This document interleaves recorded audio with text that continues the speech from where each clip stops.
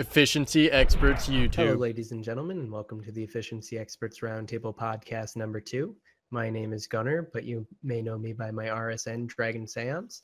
Our update this week is going to be luck and its ramifications throughout Slayer, bossing, and skilling within RuneScape. First, I'd like us to introduce the panelists. I'm Alex, RSN Eva. Hey, it's Andrew, current RSN Joe. I am Jordan. I go by Wrathful. I'm Megan, RSN Sweet Peas. Hello, I'm Shane, the original Darkscape Savage, and I'd like to give a big shout out to the fans.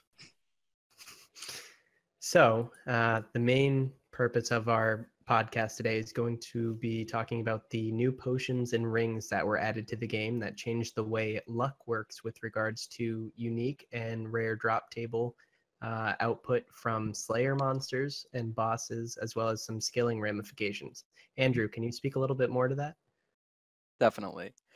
All right, guys, so today's update is a pretty big one, so bear with me for a moment if you've already read all about it. But for those of you who haven't, Jagex has given us a brand new comprehensive luck system, which consists of 4 tiers and gives progressively stronger effects to various content in RuneScape, such as rare drops from Slayer monsters, unique drops from bosses, clue scroll rewards, and certain skilling effects.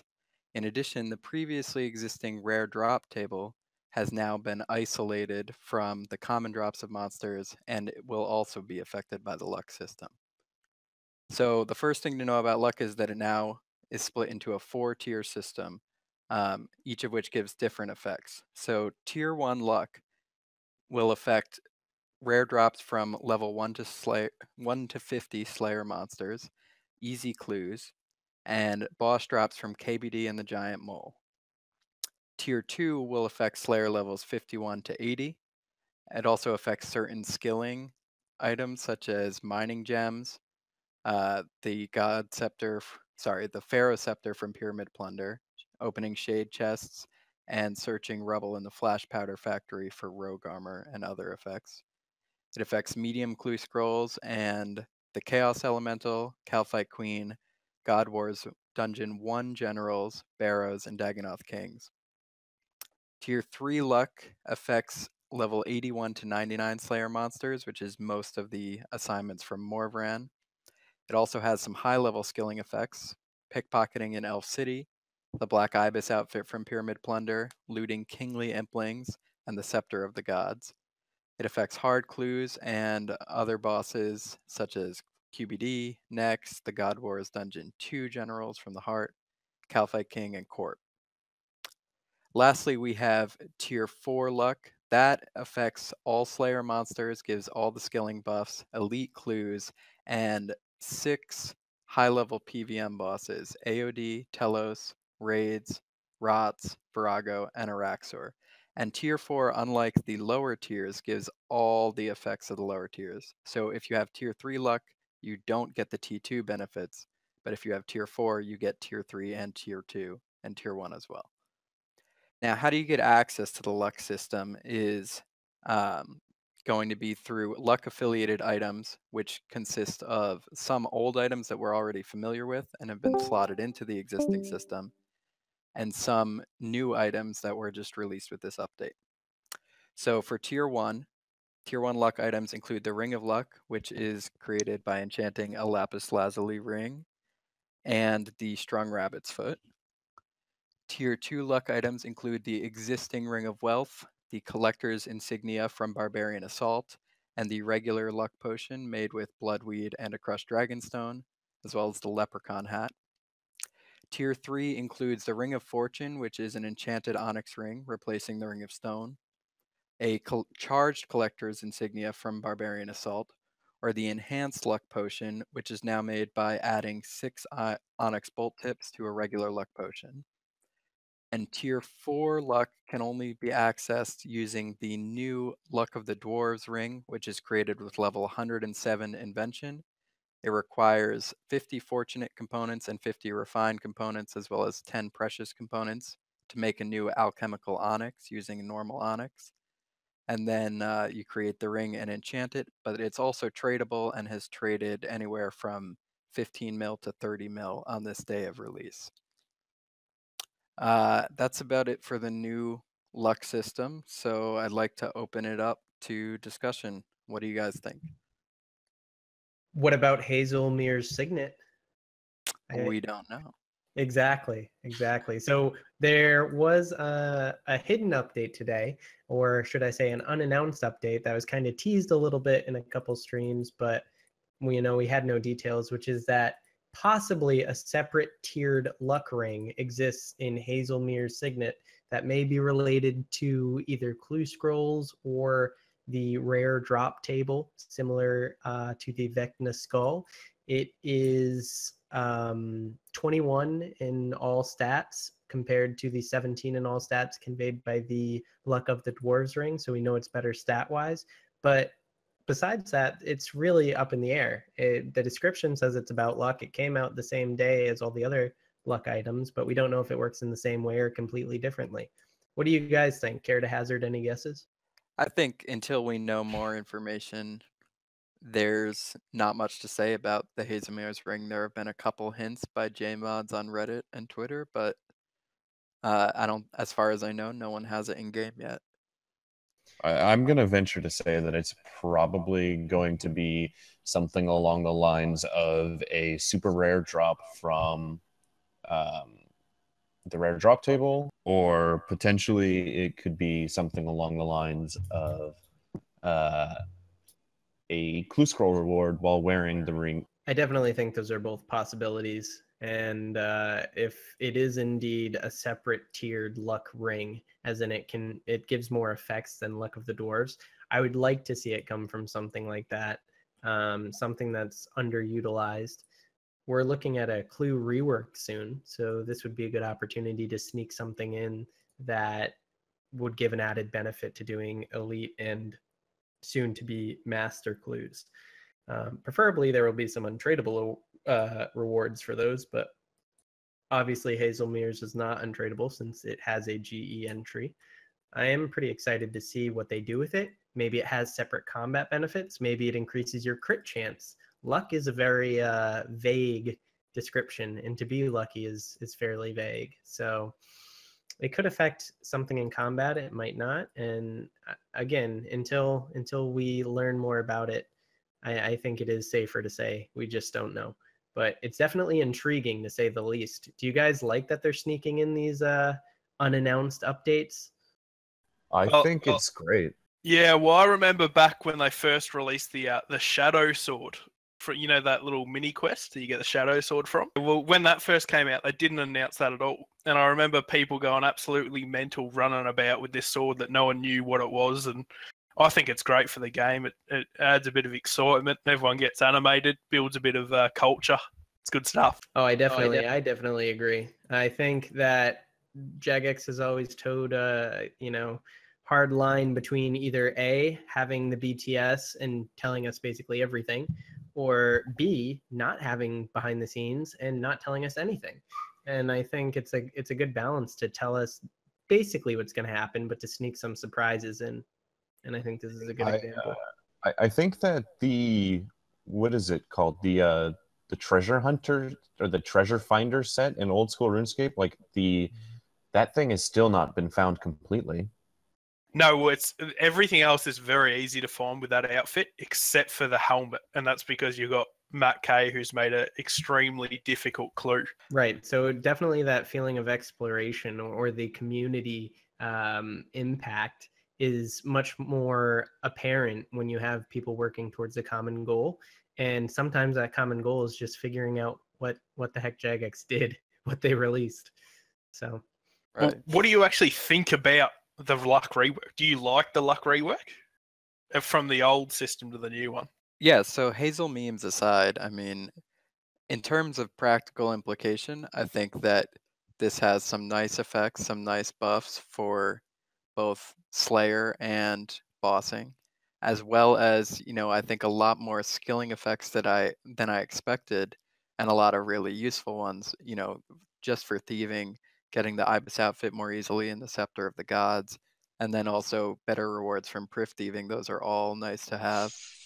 Personally, I want the not to rogue armor. mention the implications it has on increasing the value of doing your clue scrolls. Right. Yeah, the effect on the clue scroll system is huge just because of the increased demand for fortunate components right now, but also the potential for better rewards. Right. So it's sort of self-fulfilling. Like you need the ring to get more fortunate components, but you need more fortunate components to get the ring. And they kind of both increase each other's value, at least for the time being. Speaking to the future clue rework, it's a step in the right direction, but hopefully we have some of the things old school has, namely untradeable rewards from clue scrolls. And also things that maybe even a best in slot, like Rangers being best in slot wasn't a bad thing. And it wouldn't be a bad thing to introduce some, artifacts that can't be found in other ways other than master clues. It would definitely inspire people to do them. And if they're untradeable, even better. But that's just my personal opinion. Would you guys like to see best in slot stuff from clue scrolls? Yeah. Maybe. It really depends because I think you may end up with just absurdly high demand putting something that's like 1% better DPS or less in the hundreds of mil isn't necessarily good for most of the community. Right, but if it's untradeable. If it's untradeable, then yes, definitely. Or if it's an add-on to a current item. Yeah. I would like that quite a bit because right now you have a few people who enjoy doing clue scrolls and do them for, their own goals or for money or for whatever reason, and then you have most of the community just ignoring them entirely. So I would love to see untradeable rewards from clue scrolls that had, permanent benefits like that. Right. And I think the useless items from clue scrolls, most of them prior to the announcement of this luck update were basically at elk price. And I don't think you're going to crash the value of Guthix fan braces very much, or Bandos fan braces or whatever. But you're going to incentivize people to actually do clues. And clues are a big part of RuneScape history. If you can revive a piece of content as large and iconic as clues, why not take the opportunity to do so? I think I'm not alone when I say it would be a fairly simple thing to revive clues by making, rewards that are worthwhile. And it would also be an update the majority of the community would like. Some people just hate clues, which is perfectly fine. But I think it would be interesting to see. Well, the thing with clues also is it's very accessible content. So you can only make so much money from it because anyone can do clues. Like if clues were ever 10 mil an hour, you could have 10 clue alts going on at the same time. So it would just crash all the prices. So it's really, I don't know. Unless there are barriers to entry for master clues. And Yeah. I think there will be. I don't think it's going to be a matter of pickpocketing for master clues unless it's 1 in 10,000 from elves. But even so, you need to have Prifddinas for pickpocketing the clan familiars, whatever you want to call them, the clan elves. So I don't know. They can definitely put barriers to entry and keep people from having, as you said, 10 master clue ults. So thankfully for now, that this update's actually made a lot of the clues worth doing because of the fortunate components that you can get from the old clues. So it's actually made lower tiers worth doing for especially lower levels because of how much money you can make from them, which is a good temporary inflation of the prices. Right. Have you seen that? Yeah. In addition to the pages being useful for PVM now, like they've been doing a decent job at revitalizing some of the not oft used treasure trail rewards. I remember when Guthix pages were 2K, 3K. Yep. So I think they're doing a good job. There's a particular person out there that had a very large collection of tan Cavaliers, and that actually ended up turning into a 4.5 bill stack of items just from several, couple mil, just because of the rise in price for fortunate component. They obviously knew. Insider trading. Oh, Yeah, I mean- they've had it for 5 years. That Climbing certain boots. person was in on the long. Climbing boots V2. Yeah, maybe they suggested that fortunate components should come from clue scroll items. Maybe How do you we'll never guys know. feel about the 50 fortunate in the long term, though? Because right now, everything is pretty steep in price, and only 2 per, like, GE. It takes forever to buy them. It's But great. 50 great. fortunate 2 months from now? Right, Well, so it'll obviously go first. down, but it's great Yeah. for now. It's great for now because it actually does. Or you always with updates like that, you're always going to have a quick rise in price for when no one expects it to be that high. But it's wonderful, really. I think in the long term, you have your Onyx for 2 or 3 mil, and then whatever fortunate components settle at will probably be, 100K or less. So the ring should drop in time to under 10 mil, which will be pretty accessible for most players. It's something you buy once and then keep and use forever. But what I do like about this update is the fact that it's systematic, and the previous luck system was very haphazard, and there wasn't a lot of good information on how it worked. So now we have a clear system. We know, what the tiers are, how to get access to them, and what content that applies to. And I think that in and of itself is a huge improvement over the previous, like, oh, I have my Ring of Wealth, I have my luck pot, like, do they stack? Which one works where? Do you What think do I that need? makes it more convoluted though? Because in the old past there was just a 1 in 1,000 drop chance. Now you've got 5 tiers that will affect. Is it now 1 in 200, 300, 400? Do you know what I mean? I think we just have to wait 5 to 10 years to let Jagex explain Ring of Wealth V2. That's good.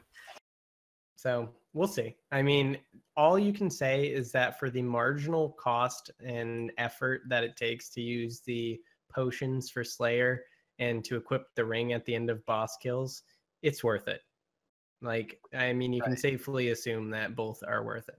Yeah, I think we should, the practical implications are you only need tier 3 luck to get the full benefit for all of the existing Slayer monsters in the game pre-Menaphos. So for that, you can, if you want, just drink an enhanced luck potion, which lasts an hour. It costs about 60 to 70K, and that'll give you the full effect for the hour, and there's no need to do any switching, which obviously doesn't really work for Slayer. But for PVM, if you have the Luck of the Dwarves, you can bring that and just swap it at the end of the kills or when you loot your chests, and then you can get the T4 benefit, which covers all the bosses. Oh, that actually makes me wonder regarding Slayer monsters. If you're fighting a Slayer test that doesn't have a Slayer level rec, would you need tier 1 or tier 4, like the rings, to get the effect? Because there wouldn't be a pot for that. The Slayer effect is for the unique drop that a Slayer monster gives. Like for Edemu, the Blood Necklace Shard. That's what it would affect. Now, separately, every tier does affect the rare drop table, and each tier has a better and stronger effect on the rare drop table, including the Vecna Skull now can only be obtained when you have tier 4 luck as an RDT drop. And the other nice thing about Luck of the Dwarves is that it removes some low value rare drops like Flax, Molten Glass, things you didn't really want. And it also gives a slightly higher chance of a rare roll from the rare drop table, which you could get your mahogany planks or palm seeds or something like that. So every Slayer task is going to have some RDT drops. And the higher luck you have, the better for those RDT drops. But when it comes to like Nightmare Gaunts or, Blood Necklace Shards, whatever, you only need tier 3. Oh, okay, because the thing I was thinking of was it gives the ranges. So like tier 3 is 81 to 99, tier 2 is something to 80. So if it's a monster that doesn't have a Slayer rack, I can't think of a explicit Those don't have, unique Slayer drops. It would just be the RDT ones. Oh, okay. All right. Any other thoughts on this luck update? Can't wait No. to find out what Hazelmere does. That's about it. No. Shane, do you want to take us through your The patch notes, please. Oh, yeah, sure. So we've got an absolute controversy this weekend.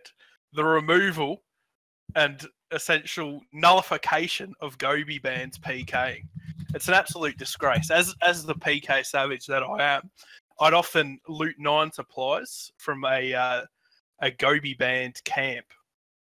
And then what you could do after looting 9 was PK another person and pick up a further 10 supplies, meaning you'd get 19 rather than the traditional 10.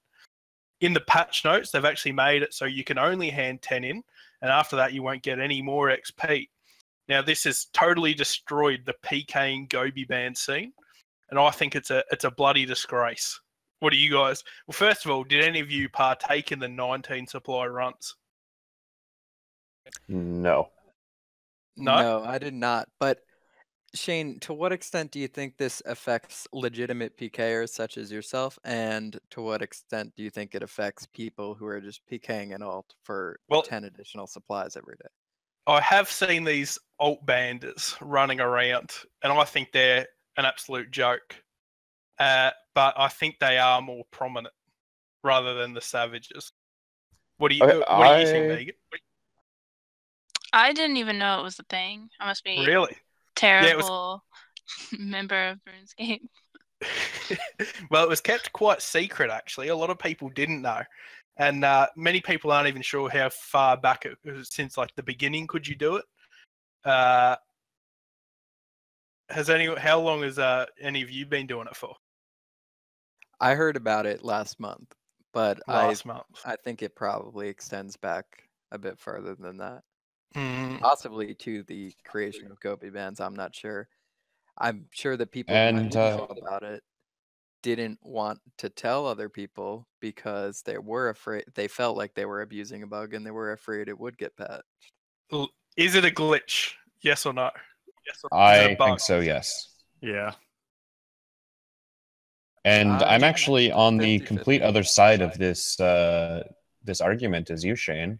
I think that this is blatant abuse of their poor coding, and that this is something that shouldn't be done. I mean, I guess you could turn around and rebuttal and say you've got a argument of deceit. Well, what he's going to say is that you've got an argument of well, it actually makes the PK inviable versus it's pretty fucked up. You can get more XP, more than other people. Here we go. I'm not sure I see a way to reconcile the PKing with the alt boosters because ban alt boosters. Yeah, do you have any ideas? Yeah, permanently how do you provide ban an incentive to PK at Goebie bans without also making it so you can just use an alt and get that advantage by PKing yourself? Yeah, permanently ban them. That's how you solve it. All right. Okay, I think that it's obviously a bug because it's not that you could hand in 10 that were obtained by looting and 10 that were obtained by PKing, which would be fine if that's how it always was since the beginning. I think that it is obviously alt abuse, but the question on how to remedy it is much more complicated, as we can see from the last 3 odd years of war bans, regular war bans. So I'm not exactly sure that they can differentiate between an alternate account and another player, especially if you have a higher level alt. I think that they're just picking their poison in this case, and they would rather have less XP devaluation and a more equitable distribution of that XP towards full-time players rather than people with an alt that can do Goebie bans. And they thought that was the best solution. I'm not really sure that they'll ever go back on that. They have likely, not trying to give them too much credit, done an analysis of what they want based on this change and if that will meet the ends they desire. So, okay. Well, I think that's all on that topic. Yep. Anything else? No. Okay. Anything else in patch notes?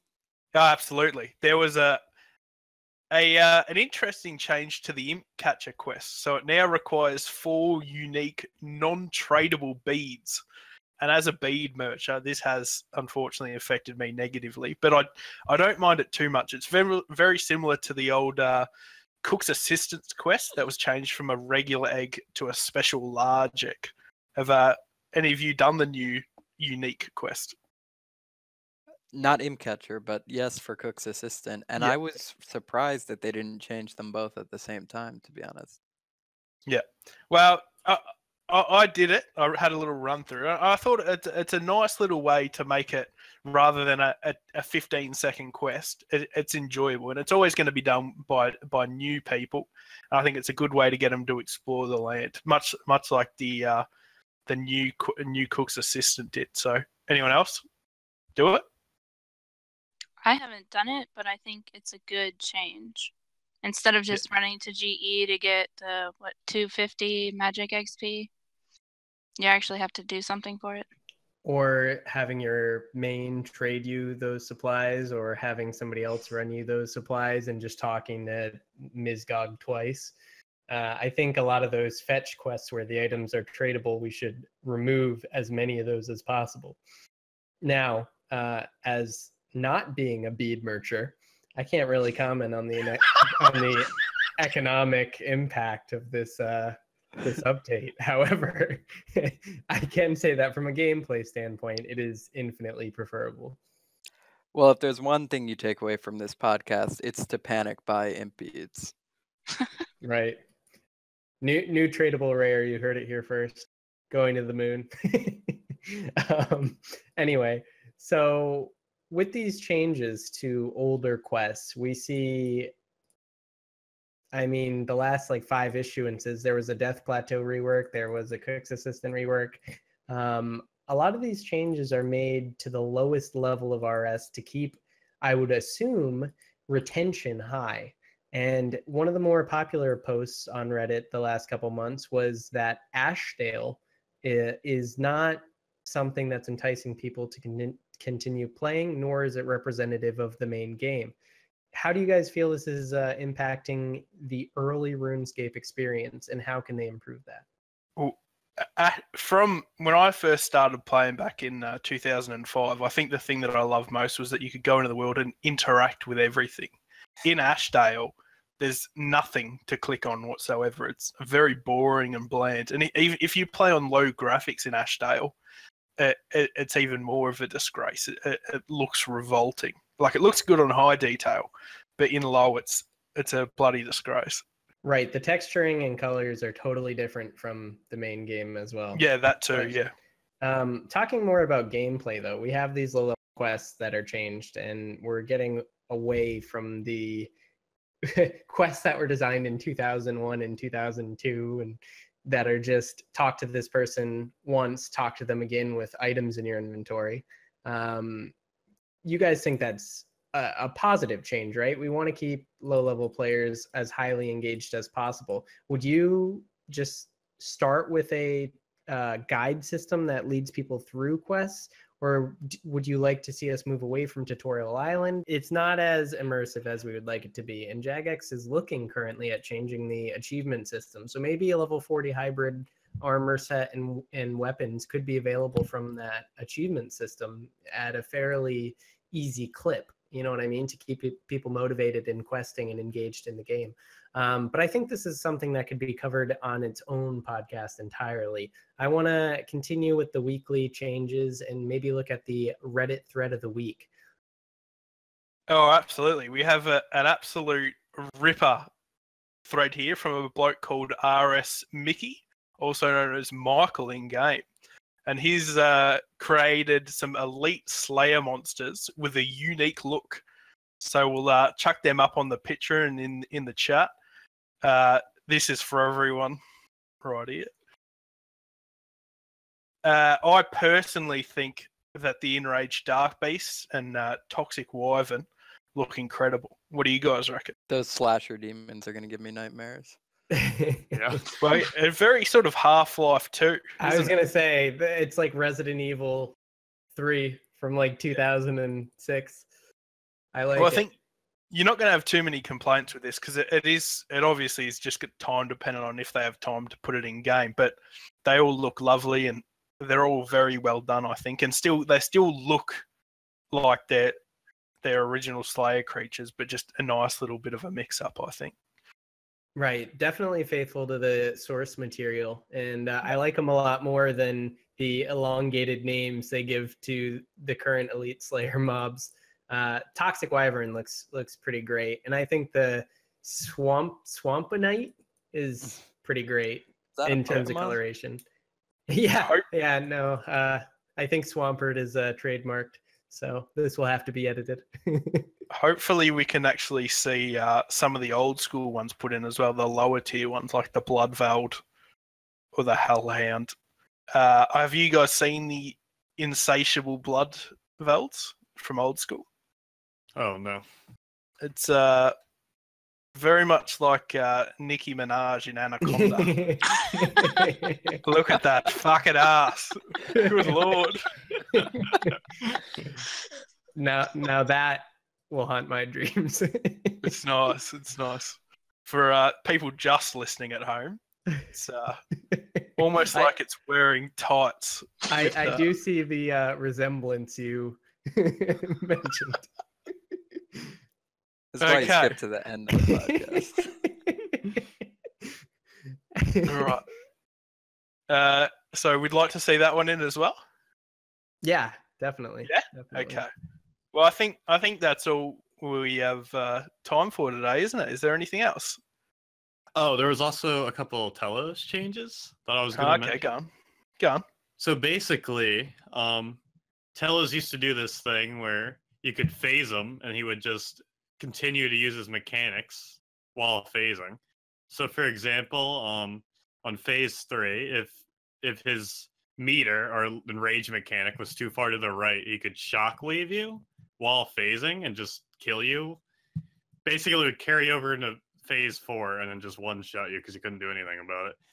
So they fixed that, which is, about time.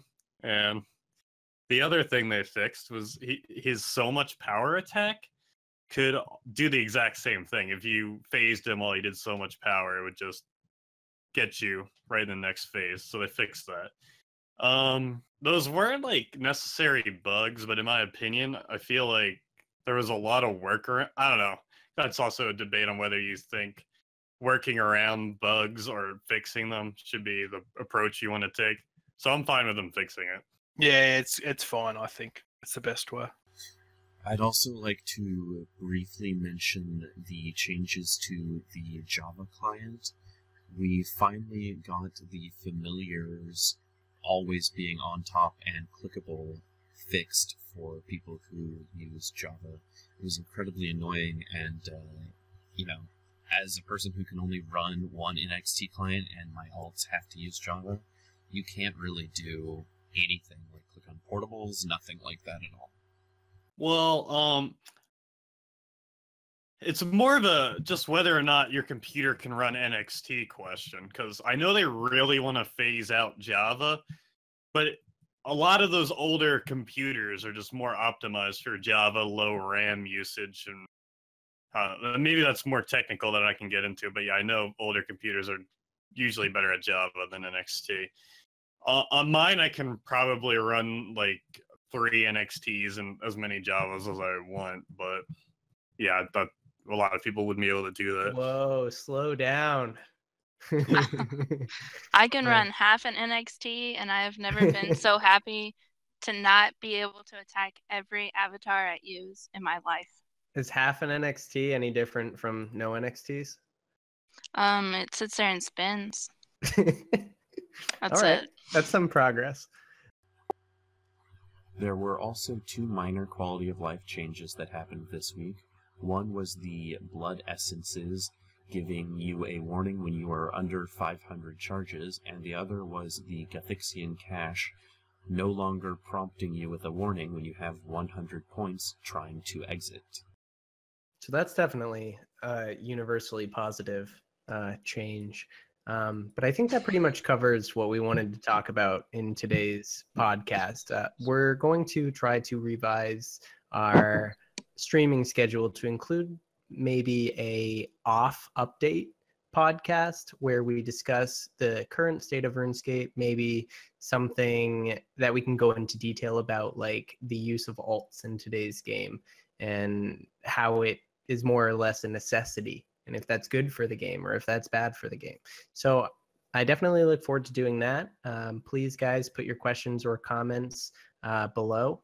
We're going to link the clan Discord as well as several other resources for EE as well as this continuing podcast series. So I look forward to you guys stopping by. Do you guys have any other comments? Yes. Well, you go first, mate. One last thing. We're the rank 1 clan now. Where's that chest waxing video, huh? It's been over 3 years.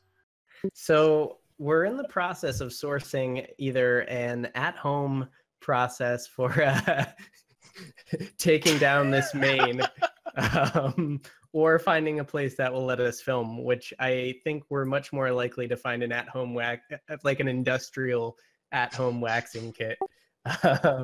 But I think if we just get like 5 or 6 of like the standard home waxing kits, we can do like the area around one of my nips. So that might be the route we have to go. So I'm working on it. That will definitely be coming to a YouTube video near you. All right, sometime as soon. promised. 3 years late for EE number 1. Gunnar will wax his chest on EE YouTube.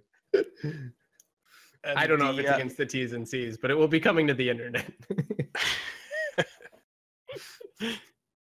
And the final thing today is, it's on a more somber note. It's been a year to the day since Darkscape has closed. And I'd just like to ask for a minute of silence from everyone, especially the listeners at home. Bow your head in shame. Please don't click on your RuneScape screen and just put your head down a full minute, please. 3, 2, 1, go. Thank you to all those who participated in How fucking dare you! How dare you!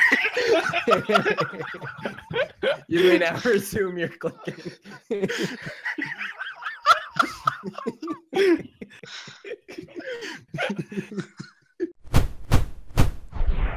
Efficiency Experts YouTube. We just want to achieve.